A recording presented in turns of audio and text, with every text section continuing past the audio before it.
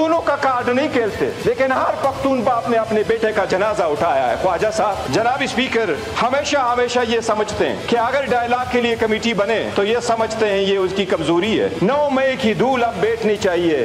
अब वक्त है जनाब स्पीकर, हम भी मुतालबा करते हैं कि हमारे लोगों को इंसाफ मिलना चाहिए। ये इंसाफ हम इस ईवान के थ्रू लेना चाहते हैं। हमें मजबूर न करें कि हम दोबारा सड़कों पे आए। ये ईवान हमें वो इंसाफ दे दे।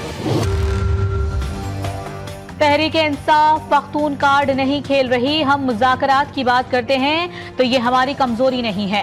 चेयरमैन पीटीआई बैरिस्टर गौहर का कौमी असम्बली में खिताब। कहा, मुज़ाकरात का मुतालबा हमने किया, बानी पीटीआई ने उसके लिए कमेटी बनाई, हमारे कारकुन मारे गए। ये ऐवान सिर्फ सोग न मनाए। तहकीकात के लिए कमेटी बनाई गई है। इस ऐवान को बेहतर अंदाज में आगे बढ़ाया जाए। हम चाहते हैं कि 9 मई की धूल अब बैठ जाए।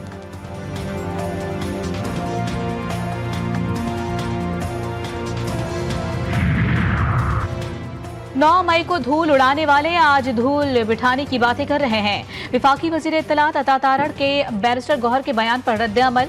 कहा, तहरीक इंतशार गोली चलाने का झूठा बयानिया बना रही है। दौड़ क्यों लगाई? मौके से भागने वाले बहाने बना रहे हैं। गोली चली है तो सबूत सामने क्यों नहीं लाए? पुरतशद्दुद सियासत और पुरतशद्दुद एहतजाज पीटीआई का वतीरा है।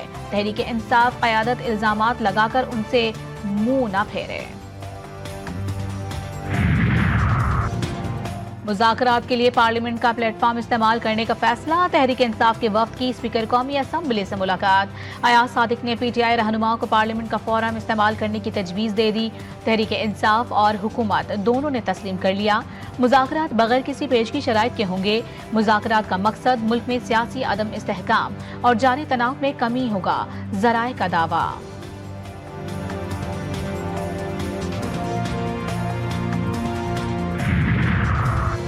बानी पीटीआई को इक़्तिदार में लाने वालों में फैज हमीद सर फहरिस्त। दोनों की पार्टनरशिप 9 मई को भी थी और बाद में भी चलती रही। शहादतों से सामने आएगा कि किस तरह 2018 में धांधली की गई। वज़ीर दिफा ख्वाजा आसिफ का बड़ा बयान। मीडिया से गुफ्तगू में बोले, हमारे पास सारे सबूत हैं। बानी पीटीआई और उनकी अहलिया ने बिजनेस टाइकून से मिलकर करप्शन की। बानी पीटीआई के मिलिट्री ट्रायल से मुतालिक कानून फैसला करेगा। पीटीआई अपने 12 बंदों की हलाकत का कोई सबूत पेश नहीं कर सकी।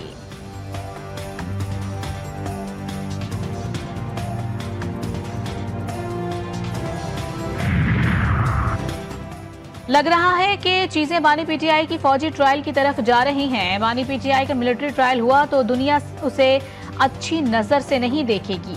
सीनियर सियासतदान मुस्तफा नवाज खोकर कहते हैं कि पाकिस्तान में एहतसाब हमेशा आवाम के लिए लॉलीपॉप होता है।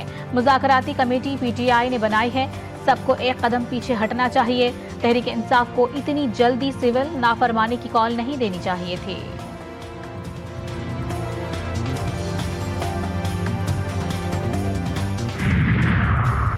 सेनेटर फैसल वावडे की बैरिस्टर गौहर से मुलाकात। दोनों रहनुमाओं की राहदारी में चलते हुए मुलाकात हुई। सेनेटर फैसल वावडा और बैरिस्टर गौहर के चेहरे पर खुशी के आसार। बैरिस्टर गौहर खामोश रहे। फैसल वावडा ने सहाफियों को कहा, मेरे भाई को मुश्किल में ना डाला करें, अच्छा इंसान है। शहबाज शरीफ और उनके वुज़रा कह रहे हैं कि महंगाई कम हो गई। ये किसको बेवकूफ बना रहे हैं? ये कौन सी दुनिया में रहते हैं? ये जमीन पर हैं या 40,000 फुट की बुलंदी पर? अपोजिशन लीडर उमर अयूब कौमी असम्बली में फट पड़े। विफाकी वजीर कानून आजम नज़ीर तारड़ का जवाब। कहा, तनकीद और तस्हीह करें मगर जोश खिताबत में हकायक को तब्दील ना करें। महंगाई की शरह का तयन हुकूमती मशीनरी नहीं करती।